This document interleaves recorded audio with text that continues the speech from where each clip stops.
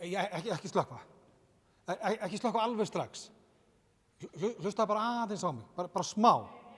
Það gæti náttúrulega verið kannski að þú kannski ætlaði ekki að horfa á þetta myndband. Það bara, allt í einu bara opnaðist það hjá þér á Facebook, þú veist ekki svo pæli í þessu, en samt ekki slökkva. Hlustaðu bara örlítið á mig. Og ég var að hugsa bara, höfum þetta bara þannig núna, bara svona til að þú getur hlustað á mig og annað, að við kannski við svona bara byrja því að svona anda djúpt og kannski, þú veist, það bara það, ít á pásu og bara anda djúpt kannski 3 svar, tökum bara smá tími í það. Já, þá erum við byrjuð aftur og aðeins rólegri vonandi og bara ekki slökkva, bara haltu aðeins áfram. Mér langar svolítið að segja það svolítið, en áður en ég segi þér, þetta er svolítið skemmtilegt, sko, góð saga, þá vil ég að hlusta á smá tónlist. Og ég ætla að biðja sko, þegar tónlistin byrjar, ekki hætta að hlusta þá, og ekki fara að hlaupa yfir og eitthvað þannig. Bara hlusta og ef það er mjög erfitt að hlusta á tónlistina, hún er samt mjög stutt, þá kannski getur bara anda djúpt á meðan og ef það gengur ekki, þá getur kannski bara reynt að hlusta bara virkilega á tónlistina og tónlistin er svona, hún veldur hughrifum, þetta er falleg tónlist og kannski getur þú bara skrifa þetta niður í athugasemdakerfið, skilurðu, hvaða hughrif þetta eru. En hlustaðu núna.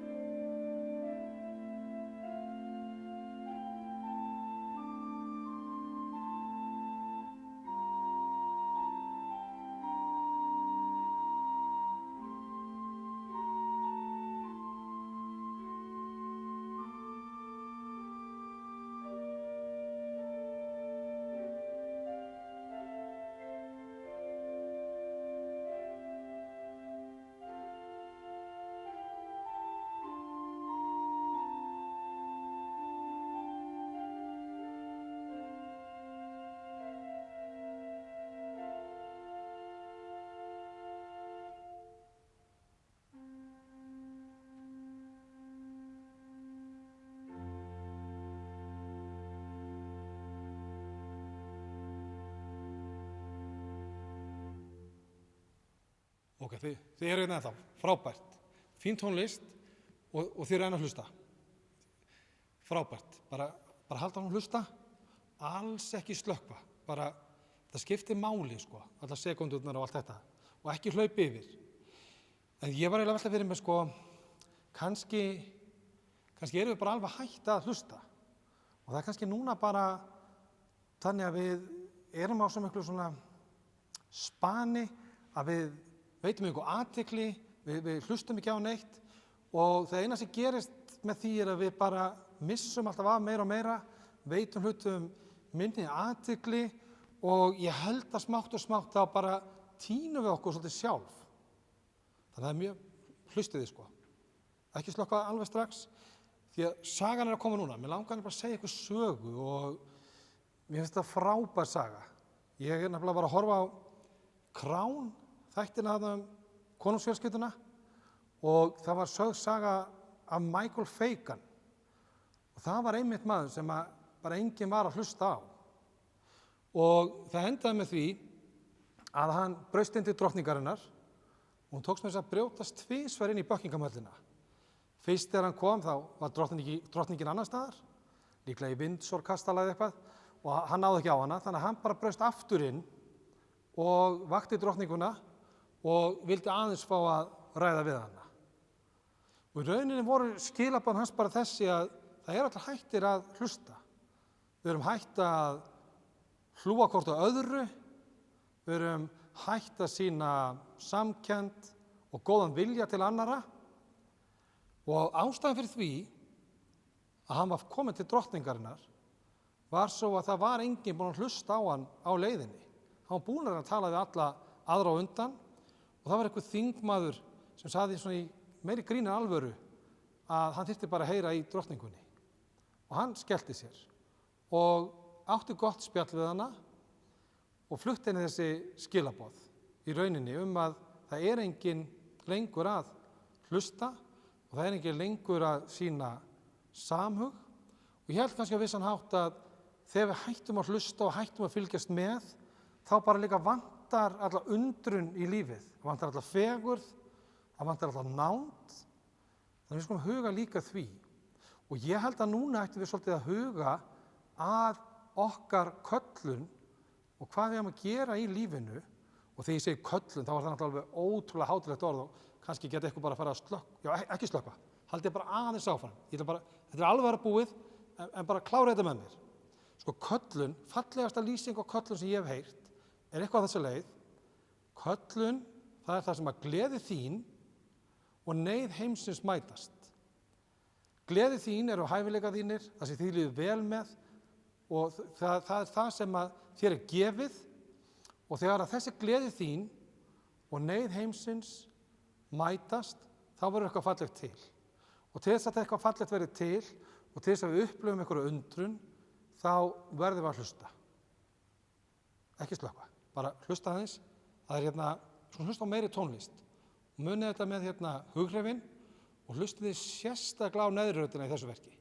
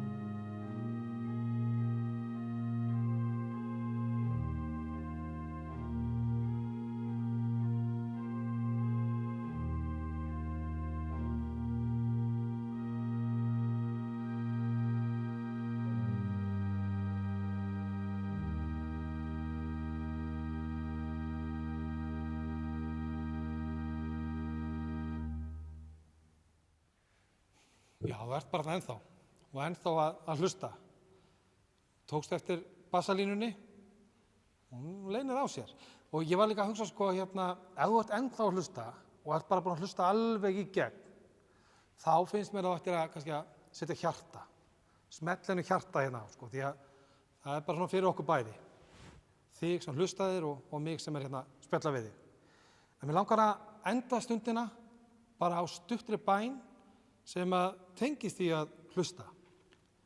Hún er svona: ég legg við eyru og hlusta. Á fótatakið hinna þreyttu sem þrá hvíld, hinna máttvanna sem þrá kraft, þjáðu sem þrá lækningu, buguðu sem þrá huggun og dauðvona sem þrá líf. Ég legg við eyru og hlusta á vængjaþytin, á gleðióminn, á lúður hljóminn og klukkna kliðinn sem færist nær.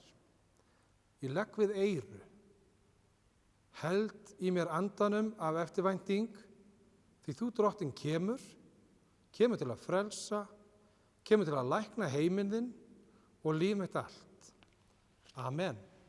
Takk fyrir að hlusta.